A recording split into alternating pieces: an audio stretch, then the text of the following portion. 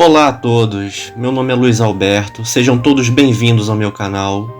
Peço que se inscrevam, ativem o sino das notificações e se gostarem do vídeo, deixem o seu like. Capítulo 10 do livro A Revolução dos Bichos, de George Orwell. Passaram-se anos, as estações vieram e foram. As curtas vidas dos animais passaram voando. Chegou um momento em que não havia mais ninguém que se lembrasse dos velhos tempos antes da rebelião, exceto por Quitéria, Benjamin, Moisés, o corvo e vários porcos. Maricota havia morrido. Branca, Lulu e Catavento haviam morrido.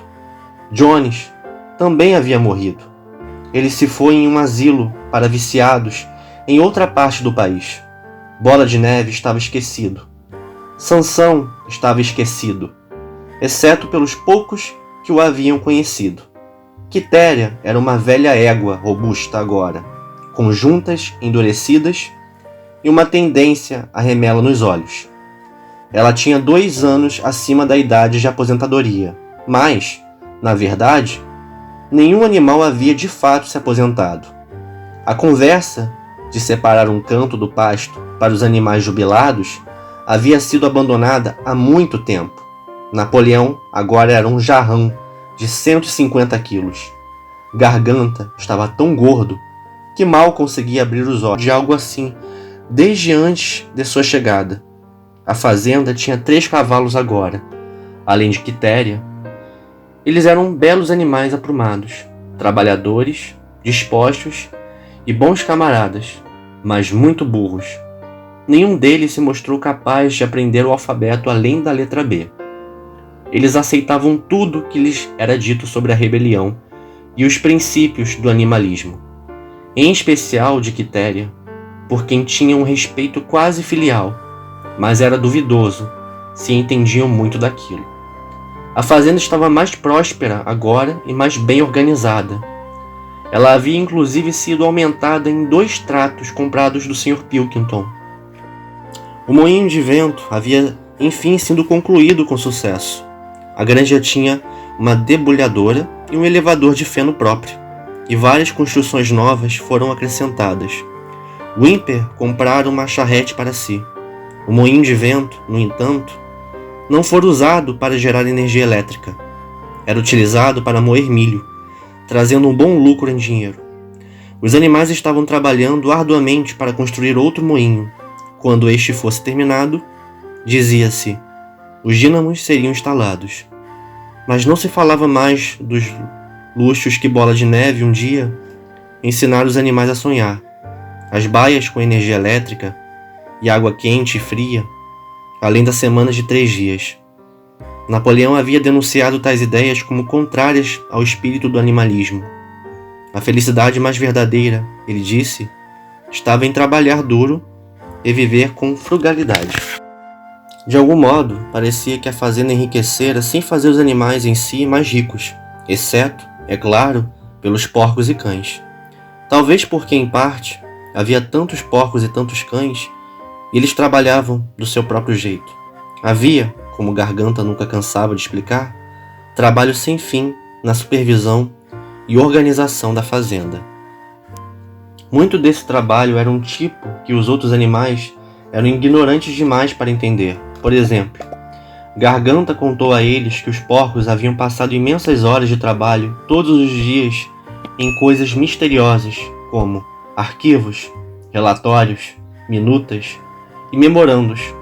Eram grandes folhas de papel que tinham de ser preenchidas cuidadosamente com palavras escritas e, assim que estivessem totalmente preenchidas, eram queimadas na fornalha.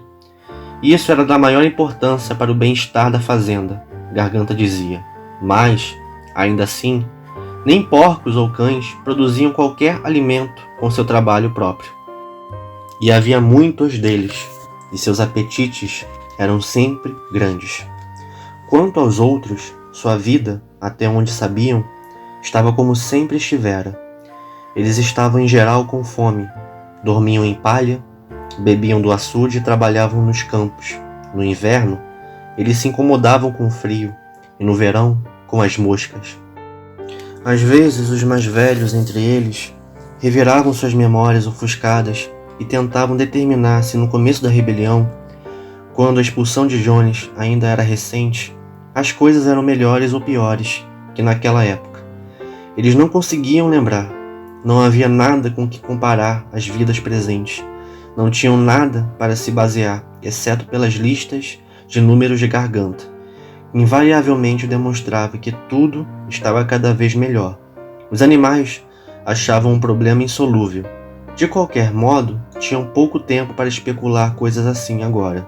Apenas o velho Benjamin professava se lembrar de cada detalhe de sua longa vida e saber que as coisas nunca haviam sido, tampouco poderiam ser, muito melhores ou muito piores.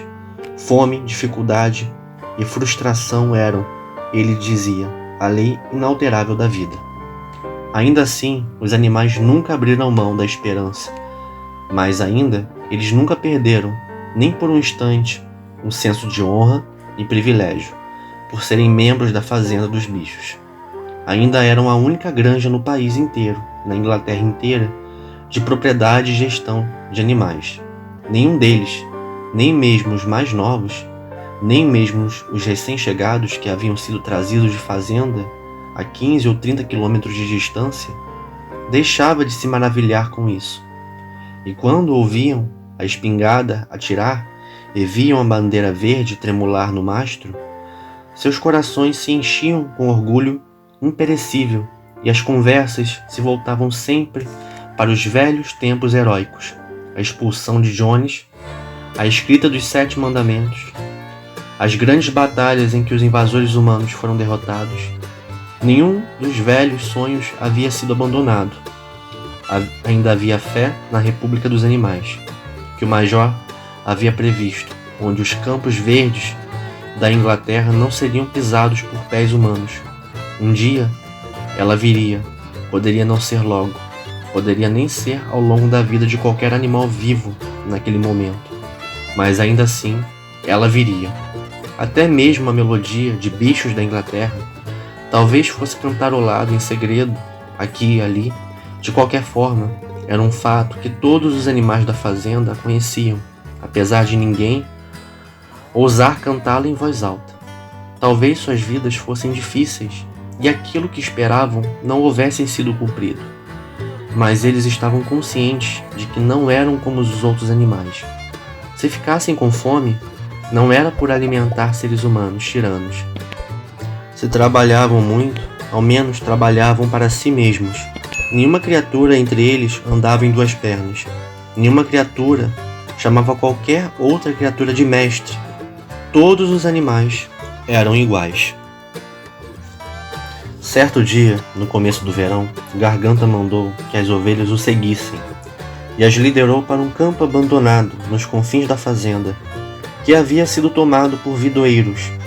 As ovelhas passaram o dia inteiro ali roendo os brotos sob a supervisão de Garganta. À noite, ele voltou para a casa grande sozinho, mas, como o clima estava quente, mandou que as ovelhas ficassem onde estavam. Acabou que elas permaneceram ali por uma semana inteira, período durante o qual os outros animais não as viram. Garganta passava com elas a maior parte do dia. Ele estava, dizia, ensinando novas canções a elas, atividade que requeria privacidade. Foi logo depois do retorno das ovelhas, em uma noite agradável, depois do turno de trabalho dos animais, quando eles estavam retornando às construções da granja, que um relincho apavorado ressoou pelo quintal. Assustados, os animais pararam no ato. Era a voz de Quitéria. Ela relinchou de novo, e todos os animais partiram a galope e se aproximaram do quintal. Então, eles viram o que Quitéria havia visto. Era um porco andando em pé, apenas com as patas traseiras. Sim, era Garganta. Um pouco sem jeito, como se pouco acostumado a apoiar sua robustez considerável naquela posição, mas com equilíbrio perfeito. Ele marchava pelo quintal. Em um momento depois, saindo da porta da casa, veio uma longa fileira de porcos, todos caminhando nas patas traseiras. Alguns se saíram melhor que outros Um ou dois estavam até um pouco instáveis e parecendo preferir o apoio de uma bengala, mas cada um deles conseguiu dar a volta no quintal. E enfim, houve o ladrar tremendo de cães, um cocoricó agudo do galo preto, e logo se seguiu Napoleão, majestosamente ereto, lançando olhares altivos de um lado a outro e com os cães saltando ao redor dele. Ele carregava um chicote na pata dianteira. Houve um silêncio mortal. Surpresos, apavorados, amontoando-se juntos, os animais olharam a longa fileira de porcos marchar devagar pelo quintal.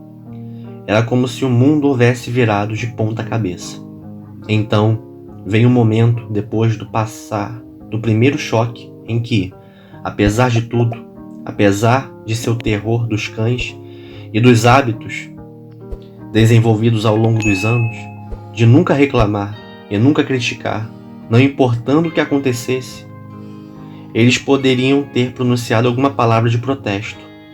Porém, exatamente naquele momento, como se obedecessem a um sinal, todas as ovelhas começaram com balidos tremendos de 4 pernas, bom, 2 pernas, melhor. 4 pernas, bom, 2 pernas, melhor. 4 pernas, bom, 2 pernas, melhor. Baliram por 5 minutos sem parar, e quando as ovelhas já haviam se aquietado, a chance de qualquer oposição havia passado, pois os porcos haviam marchado de volta para a casa grande. Estava escrito ali, mas me parece que a parede está diferente. Os 7 mandamentos são o que costumavam ser, Benjamim? Só uma vez, Benjamim consentiu em quebrar sua regra e leu para ela o que estava escrito na parede. Não havia nada ali além de um único mandamento que dizia: todos os animais são iguais, mas alguns animais são mais iguais que os outros. Depois disso, não pareceu estranho quando, no dia seguinte, os porcos que supervisionavam o trabalho na fazenda carregavam chicote nas patas. Não pareceu estranho descobrir que os porcos haviam comprado um aparelho de rádio, estavam organizando a instalação de um telefone e tinham assinado jornais e revistas como John Bull, Titbits e Daily Mirror. Não pareceu estranho quando Napoleão foi visto circulando no jardim da Casa Grande, com um cachimbo na boca, nem mesmo quando os porcos sacaram as roupas de Sr. Jones do armário e as vestiram. O próprio Napoleão apareceu com um casaco preto, calções de caçador e perneiras de couro, enquanto sua porca favorita aparecia no vestido de seda regado que a senhorita Jones costumava usar aos domingos. Uma semana depois, à tarde, diversas carroças subiram à fazenda. Uma delegação de fazendeiros vizinhos haviam sido convidada a fazer uma visita de inspeção. Conheceram toda a propriedade e expressaram grande admiração por tudo o que viram, em especial o moinho de vento. Os animais estavam arrancando ervas daninhas das plantações de nabo. Eles trabalhavam de forma diligente, mal erguendo os rostos do chão, sem saber se deveriam ter mais medo dos porcos ou dos visitantes humanos. Naquela noite, risadas altas e explosões de cantoria vieram da casa grande e, de repente, com o som de vozes se misturando, os animais foram atingidos pela curiosidade. O que poderia estar acontecendo ali, agora que, pela primeira vez, animais e seres humanos estavam se reunindo em termos de igualdade? Com a mesma ideia, todos começaram a se espreitar, com o máximo de silêncio que podiam, no jardim da casa grande. No portão, pararam, meio assustados de seguir em frente, mas Quitério liderou a entrada. Eles foram pé ante pé até a casa, e os animais, que eram altos o suficiente, espiaram pela janela da sala de jantar. Lá dentro, ao redor da mesa longa, estavam sentados meia dúzia de fazendeiros e meia dúzia dos porcos mais eminentes. O próprio Napoleão, ocupando o lugar de honra na cabeceira, os porcos pareciam completamente tranquilos nas cadeiras. Todos estiveram se divertindo com um jogo de cartas, mas haviam interrompido a partida por um momento, evidentemente para fazer um brinde. Um jarro grande circulava e os canecos estavam sendo enchidos com cerveja. Ninguém notou os rostos curiosos dos animais que espiavam para dentro. Sr. Pilkington, de Foxwood, havia se levantado, com um caneco em mãos. Em um momento, ele disse que convidaria todos para um brinde, mas, antes disso, havia algumas palavras que ele sentia ser sua incumbência dizer. Ele disse que era uma fonte de grande satisfação, e ele tinha certeza de que, para todos os outros presentes também, sentir que um período longo de desconfiança e desentendimento havia agora terminado. Houvera um tempo, não que ele ou qualquer um dos presentes tivessem compartilhado tais sentimentos, mas houvera um tempo em que os respeitáveis proprietários da Fazenda dos Bichos haviam sido vistos, ele não diria com hostilidade, mas com uma certa medida de apreensão, por seus vizinhos humanos. Incidentes infelizes haviam ocorrido, ideias erradas haviam ocorrido. Sentiu-se que a existência de uma fazenda de propriedade e gestão dos animais era de alguma forma anormal e, de certa maneira, passível de causar um efeito transtornador na vizinhança. Fazendeiros demais haviam imaginado, sem investigação devida, que em uma fazenda assim, o espírito da licença e indisciplina prevaleceria. Eles estiveram nervosos a respeito dos efeitos em seus próprios animais, ou até mesmo em seus empregados humanos. Mas todas as dúvidas agora se dissipavam. Hoje, ele e seus amigos haviam visitado a Fazenda dos Bichos e inspecionado cada centímetro dela com seus próprios olhos. E o que descobriram? Não apenas os métodos mais atualizados, mas uma disciplina e ordem que deveriam servir de exemplo para todos os fazendeiros em todos os lugares. Ele acreditava que tinha razão ao afirmar que os animais mais baixos da Fazenda dos Bichos trabalhavam mais e recebiam menos comida do que os outros animais do país. De fato, ele e seus visitantes companheiros haviam visto muitas características que pretendiam introduzir em suas próprias fazendas de imediato.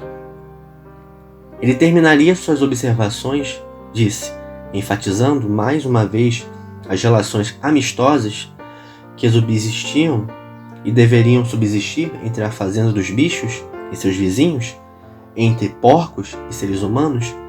Não havia e não teria necessidade de haver qualquer tipo de conflito de interesses. Suas batalhas e dificuldades eram uma só.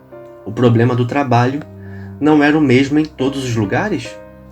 Aqui, pareceu que o Sr. Pilkington estava prestes a blindar com alguma piada sagaz, cuidadosamente preparada a respeito dos presentes, mas, por um momento, ele foi tomado demais pelo próprio divertimento para conseguir falar. Depois de um longo momento sufocado, durante o qual vários queixos arroxearam, ele conseguiu colocar para fora. Se vocês têm problemas com seus animais inferiores, ele disse, nós temos nossas classes inferiores. Este bom mote causou um furor na mesa e o Sr. Pilkington, mais uma vez, parabenizou os porcos pelo baixo uso de rações, mas conseguindo longas horas de trabalho, além da ausência geral de mimos que ele havia observado na Fazenda dos Bichos.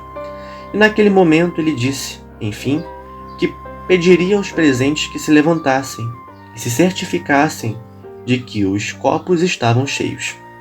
Cavalheiros, concluiu o Sr. Pilkington, cavalheiros, eu lhes proponho um brinde à prosperidade da Fazenda dos Bichos. Houve vivas e pisadas entusiasmadas. Napoleão ficou tão grato que deixou seu assento e deu a volta na mesa para bater seu caneco no de Sr. Pilkington antes de esvaziá-lo.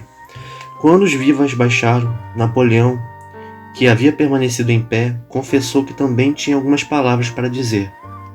Como todos os discursos de Napoleão, esse foi curto e direto ao ponto. Ele também, disse, estava feliz com o fim do período de desconfiança. Por muito tempo, houvera rumores circulados. Ele tinha motivo para pensar por algum inimigo maligno de que havia algo subversivo e até mesmo revolucionário nos pontos de vista de si mesmo e de seus companheiros. Haviam atribuído a eles a culpa de tentar agitar rebeliões entre animais e em fazendas vizinhas. Nada poderia estar mais distante da realidade. O desejo único deles, naquele momento e no passado, era o de viver em paz e em relações comerciais normais com os vizinhos.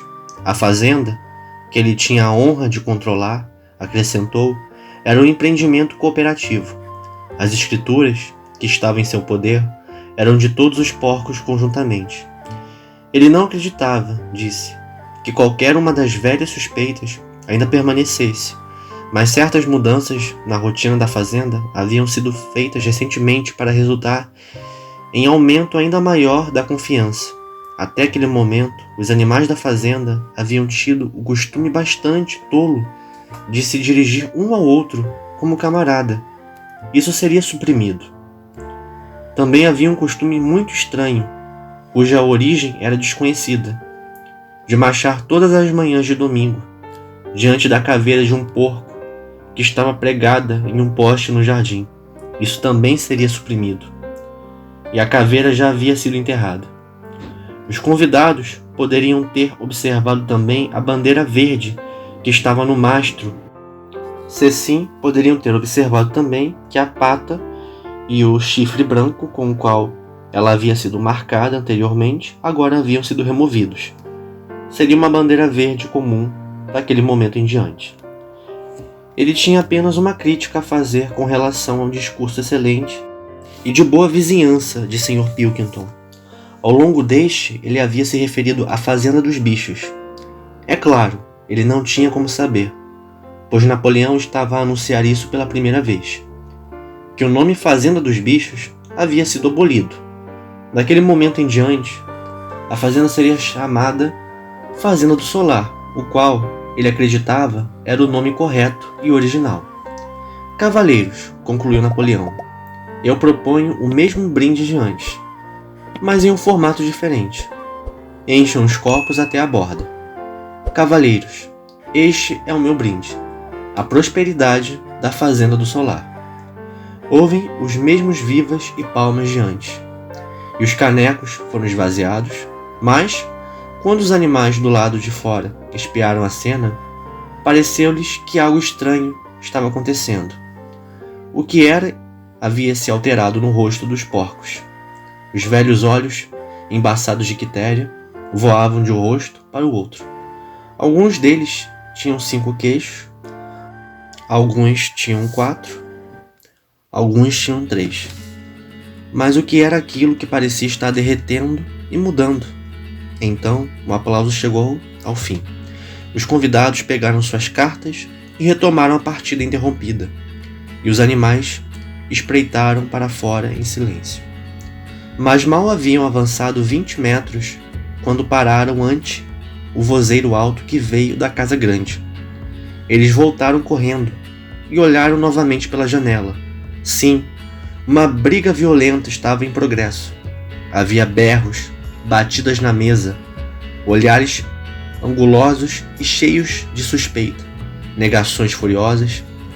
A fonte do problema parecia ser que Napoleão e Sr. Pilkington haviam jogado, ao mesmo tempo, um ás de espadas. 12 vozes gritavam cheias de ódio, e todas eram parecidas. Não havia dúvidas, agora, a respeito do que havia acontecido com os rostos dos porcos. As criaturas do lado de fora olharam de porco para homem, e de homem para porco, e de porco para homem de novo. Porém, mais uma vez, era impossível discernir qual era qual. Eu agradeço quem me acompanhou até aqui. Não deixe de se inscrever no canal. Quem gostou do vídeo, deixe o like e não deixe de comentar. Até um próximo livro. Tchau!